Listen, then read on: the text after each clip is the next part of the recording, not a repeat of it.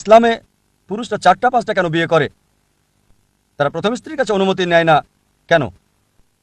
পলিগামির ব্যাপারে যদি বলতে হয়, একজন পুরুষের একাধিক স্ত্রী থাকা, তবে ইসলামী হচ্ছে একমাত্র ধর্ম আর কোরআনই একমাত্র ধর্মীয় গ্রন্থ এই পৃথিবীর বুকে যেটা বলছে একটা বিয়ে করতে। কোনো ধর্মগ্রন্থ নেই কোরআন ছাড়া। আমি তুলনামূলক ধর্মতত্ত্বের ছাত্র, যেটা বলছে রহমতুল্লাহ। প্রিয় দর্শক শ্রোতা, আশা করি সকলে ভালো আছেন, আলহামদুলিল্লাহ। প্রিয় দর্শক শ্রোতা, ডক্টর জাকির নায়েক স্যারকে এক বোন প্রশ্ন করেছেন যে ইসলাম কেন পুরুষকে 4টা বিয়ের অধিকার দিয়েছে। প্রিয় দর্শক শ্রোতা, এমনই গুরুত্বপূর্ণ প্রশ্ন ডক্টর জাকির নায়েক স্যারকে করা হয়েছে। জবাবে ডক্টর জাকির নায়েক স্যার এত সুন্দর উত্তর দিয়েছেন, মাশা আল্লাহ, আলহামদুলিল্লাহ। প্রিয় দর্শক শ্রোতা, অবশ্যই আপনারা ভিডিওটি না টেনে সম্পূর্ণ দেখবেন, তাহলে আপনারা সম্পূর্ণ বিষয়টি বুঝতে পারবেন। চলুন আর কথা না বাড়িয়ে একটি লাইক দিয়ে আমরা সম্পূর্ণ লেকচার শুনে আসি। ইসলামে পুরুষরা 4টা-5টা কেন বিয়ে করে? তারা প্রথম স্ত্রীর কাছে অনুমতি নেয় না কেন? পলিগামির ব্যাপারে যদি বলতে হয়, একজন পুরুষের একাধিক স্ত্রী থাকা, তবে ইসলামী হচ্ছে একমাত্র ধর্ম আর কোরআনই একমাত্র ধর্মীয় গ্রন্থ এই পৃথিবীর বুকে যেটা বলছে একটা বিয়ে করতে। কোনো ধর্মগ্রন্থ নেই কোরআন ছাড়া। আমি তুলনামূলক ধর্মতত্ত্বের ছাত্র, যেটা বলছে যে একটা বিয়ে করো। একটা অনুচ্ছেদ নেই বাইবেলে, ভগবদ্গীতাতেও নেই, বেদেও নেই, যেটা বলছে একটা বিয়ে করতে কোরআন ছাড়া। যদি আপনারা হিন্দু ধর্মগ্রন্থ রামায়ণ পড়েন, শ্রীরামের পিতার কতজন স্ত্রী ছিল? কতজন স্ত্রী? একাধিক। একাধিক, 3জন। সুন্দর। শ্রীকৃষ্ণ মহাভারতের মতে তার কতজন স্ত্রী ছিল? অগণিত। অগণিত নয়, আপনি আপনার গ্রন্থ ভালোভাবে জানেন না। না। 4জন স্ত্রী ছিল না। আমার কোনো ধারণা নেই। 4 জন না, 100 জন না, 1000 জন না, 16,108 জন স্ত্রী। কতজন ছিল? 16,108 জন। তাহলে মুসলিমরা কেন 4টা করতে পারবো না? সমস্যা কোথায়? শ্রীকৃষ্ণের যেখানে স্ত্রী ছিল 16,108 জন, আমাদের 4 জন হলে সমস্যা কি? এরপর যদি আপনি বিষ্ণু পুরাণা অধ্যায় 24 অনুচ্ছেদ 1 পড়েন, বলছে একজন ব্রাহ্মণ 4 জন স্ত্রী থাকতে পারে। যদি ইহুদিদের গ্রন্থ পড়েন, এতে অনুমতি আছে যত ইচ্ছা তত বিয়ে করার। যদি খ্রিস্টানদের বাইবেল পড়েন, এতে অনুমতি আছে যত ইচ্ছা তত বিয়ে করার জন্য। যদি বাইবেল পড়েন, আব্রাহামের 3 জন স্ত্রী ছিল। সলোমনের কতজন স্ত্রী ছিল? তার 700 স্ত্রী ছিল। পরবর্তীতে চার্চ নিষেধাজ্ঞা জারি করলো যে খ্রিস্টান একটা বিয়ে করবে, বাইবেল মানা করেনি। আর ইহুদি সম্প্রদায় একাধিক বিয়ে করত। এটা ছিল 1950 সালে, যখন চিফ রাবি সাইনড পাস করে যে ইহুদিরা একটা বিয়ে করবে। সুতরাং নিষেধ করেছে রাবি, ইহুদি গ্রন্থ না। আর হিন্দু ধর্মগ্রন্থ মতে যত ইচ্ছা বিয়ে করতে পারেন। ইন্ডিয়ান সরকার 1954 সালে একটা আইন পাশ করে, যার নাম হিন্দু বিশেষ বিবাহ আইন। হিন্দু বিশেষ বিবাহ আইন বলছে হিন্দুর একটা বিয়ে করতে হবে। এটা ধর্মগ্রন্থ নয়, ভগবদ্গীতা নয়, রামায়ণ নয়, মহাভারত নয়, বেদ নয়, এটা হচ্ছে ইন্ডিয়ান পেনাল কোড।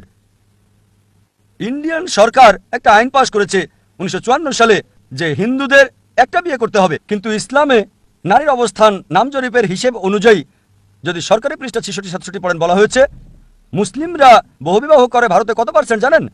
4.3%। কত? ভারতে 4.3% মুসলিম পুরুষ বহুবিবাহ করে। আর 1951 থেকে 1961 সালের পরিসংখ্যান মতে হিন্দু কত পার্সেন্ট? 5.06.7% বেশি ভারতীয় মুসলিমদের চেয়ে। আর ভারত সরকার যদিও এটা নিষিদ্ধ করেছে ভারতীয় আইন অনুযায়ী, তারপরও ভারতীয় মুসলিমদের চেয়ে বেশি বহুবিবাহ হিন্দুরা করেছে। কেন? চলুন এবার দেখি কোরআন কি বলে। কোরআন বলছে সূরা নিসা অধ্যায় 4 আয়াত 3, তোমাদের পছন্দের মেয়েকে বিয়ে করো 2, 3 বা 4, কিন্তু যদি ন্যায় বিচার করতে না পারো তাহলে একটা।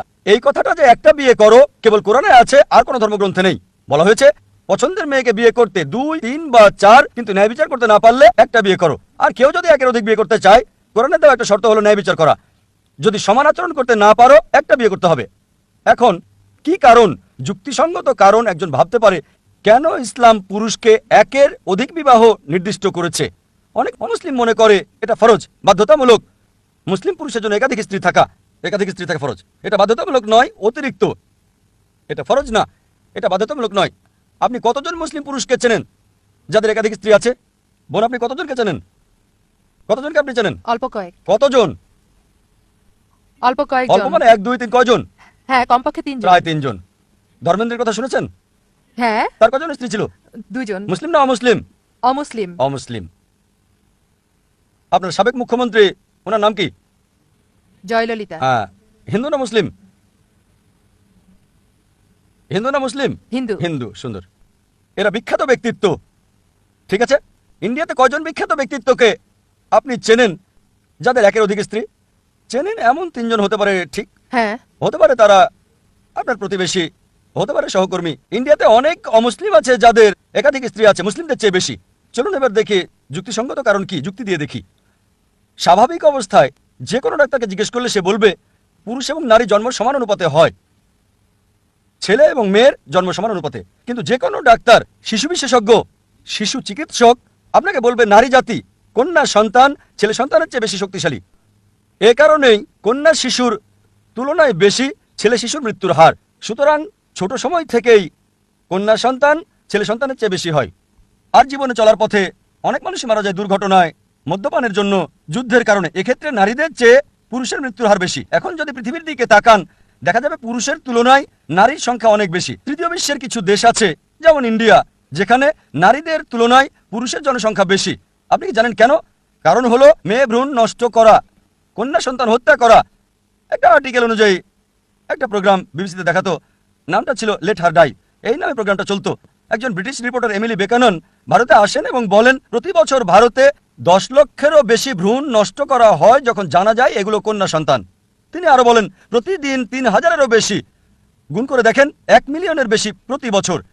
তামিলনাড়ুর সরকারি হাসপাতালের হিসাব অনুযায়ী এতে বলা হয়েছে 10 জন শিশুর মধ্যে আপনি কি জানেন কতজনকে মেরে ফেলা হয়? 4। আপনি কি এটা জানতেন?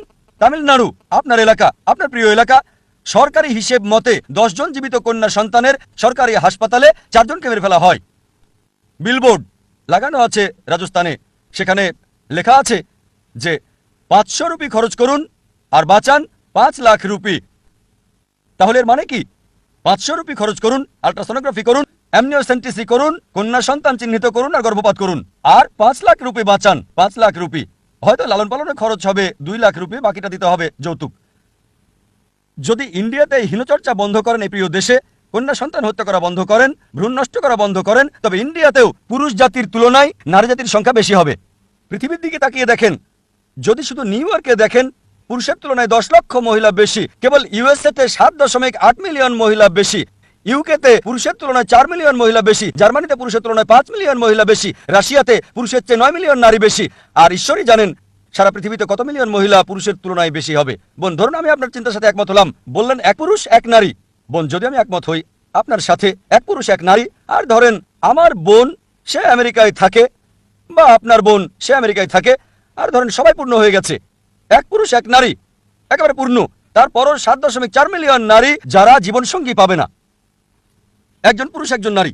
তাহলে এখন বিকল্প হচ্ছে 7.8 মিলিয়ন নারীর জন্য এমন একজনকে বিয়ে করতে হবে যার আগে বিয়ে হয়েছে বা জনগণের সম্পদ হবে। হয়তো বলবেন ডক্টর জাকির নায়েক জনগণের সম্পদ, এত কঠিন কথা বললেন। বোন, এটা হচ্ছে সবচেয়ে ভালো শব্দ যেটা আমি বলতে পারি। আমি পাবলিক প্রপার্টির চেয়ে ভালো শব্দ ব্যবহার করতে পারছি না। আমেরিকার হিসাব মতে আপনি জানেন একজন পুরুষ একজন স্ত্রীর সাথে স্থায়ী হওয়ার পূর্বে গড়ে 8 জন ভিন্ন ভিন্ন সেক্স পার্টনার থাকে। এটা কি জানেন আপনি? গড়ে 8 জন। কারো 1 জন থাকতে পারে, কারো 10 জন থাকতে পারে, কারো 20 জন থাকতে পারে। একজনের সাথে স্থায়ী হওয়ার পূর্বে 8 জন। সুতরাং একমাত্র বিকল্প হচ্ছে যদি আমার বোন আমেরিকায় থাকে বা আপনার বোন আমেরিকায় থাকে আর তাকে এই সুযোগ দেওয়া হয়, ধরেন তখন সবাই পূর্ণ হয়ে গেছে, একজন পুরুষ একজন মেয়ে পেয়েছে নিজের জন্য। দুঃখজনকভাবে আমার বোন বা আপনার বোন তাদের একজন এমন হয়ে যায় যারা জীবনসঙ্গী পাচ্ছে না। তাদের জন্য একমাত্র পথ হয় এমন একজনকে বিয়ে করা যার স্ত্রী আছে, বা জনগণের সম্পদ।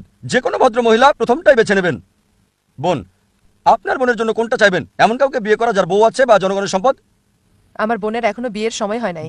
যখন বড় হবে তখন যদি আমেরিকায় যায় বা আপনি আমেরিকায় যান, তার পছন্দ।